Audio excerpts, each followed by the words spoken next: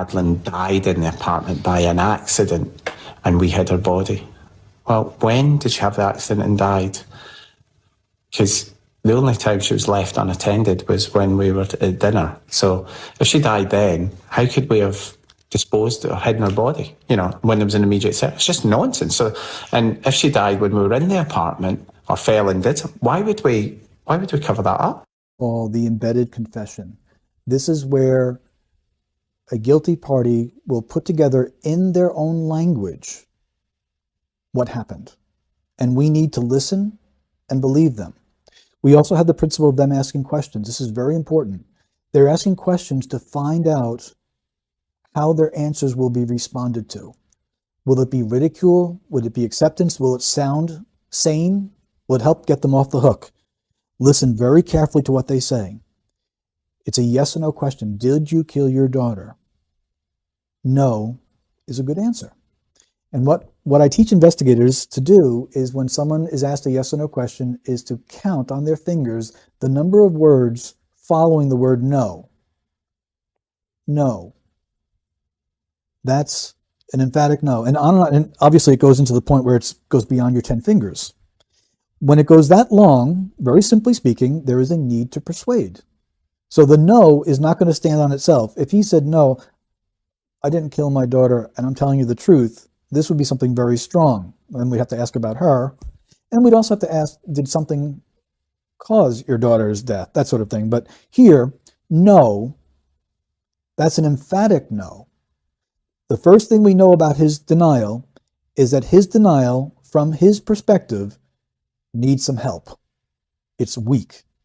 That's an emphatic no. So the first thing... Lingered for a few seconds and thought how beautiful she was.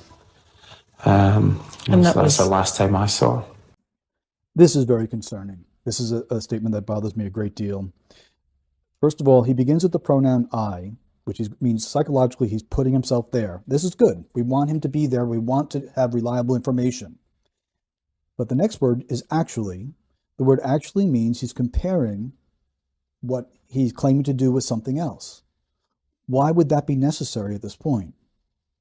Then I'd actually stuck my head around the door and I just lingered for a few seconds and thought how beautiful she was, and that was the last time I saw her. At this point, his child is missing, not dead, according to their narrative. Even though he's referencing a specific night, is Madeline no longer beautiful? And what I asked of you is to consider that when you give a detail of a past tense event, the detail should be in the past tense appropriately. When you speak about character or ongoing characteristics of a missing child, it should be present tense. And I thought, how beautiful she is.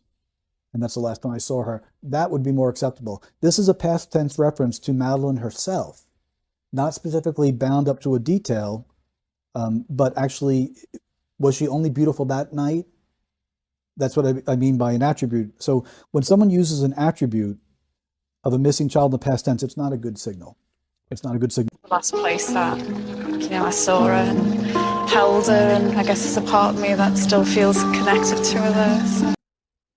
This was an interesting question. And I thought for an interview that I did not think very highly of, this was a fascinating question that grabbed my attention. And I think the interviewer might be probing for what we actually get here. Is her answer is important. Although I don't know where Madeline is, no one accused you of that. So before she even gets to her emotion, she has a need to deny that she knows where Madeline is. You know what that tells me? She knows where Madeline is. Right. That she's actually affirming that we hid her incredibly well. These two smart people who were in panic mode for themselves hid her incredibly well.